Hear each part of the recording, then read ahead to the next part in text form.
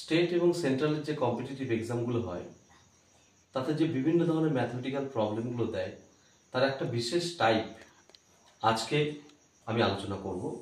আমি একটা ম্যাথ দিয়েছি 6 + 12 + 24 + 48 + 96 + 192 + 384। এই সামেশনটা আমাকে করতে হবে। ন্যাচারালি সামেশনটা করতে গেলে একটু সময় লাগবে, কিন্তু আমরা যদি ফর্মুলা ইউজ করতে পারি তাহলে খুব সহজেই প্রবলেমটাকে সলভ করতে পারি। এখানে কোন ফর্মুলা ইউজ করব? এখানে জিওমেট্রিক প্রোগ্রেশন টপিকটার সাহায্যে বা ফর্মুলার সাহায্যে আমরা এই প্রবলেমটাকে সলভ করব। আমি একটুখানি বলে নিই। জিওমেট্রিক প্রোগ্রেশনটা এরকম দেখতে, a + ar + ar² so on, where a is first term, r is common ratio।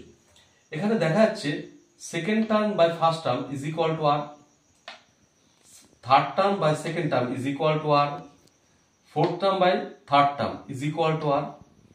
R is called common ratio. আমরা কি জানি এই এই টার্মগুলোর যোগফল ফর্মুলা হচ্ছে this, s equal to a into r to the power n minus 1 by r minus 1 when r is greater than 1, and a into 1 minus r to the power n by 1 minus r when r is less than 1। এখানে আমরা দেখতে পাচ্ছি a is first term, that is এখানে 6, common ratio r is equal to 12 by 6, 24 by 12 and so on, that is equal to 2। Naturally 2 is greater than 1, তাহলে আমরা first ফর্মুলাটা use করব, s is equal to a into 2 to the power n। n হচ্ছে কতগুলো term আছে, 1 2 3 4 5 6 7, 7টা term আছে। 2 to the power 7 minus 1 by 2 minus 1, 2 into 2 to the power 7 মানে 1 2 8 minus 1 by 1, 6 into 1 2 7।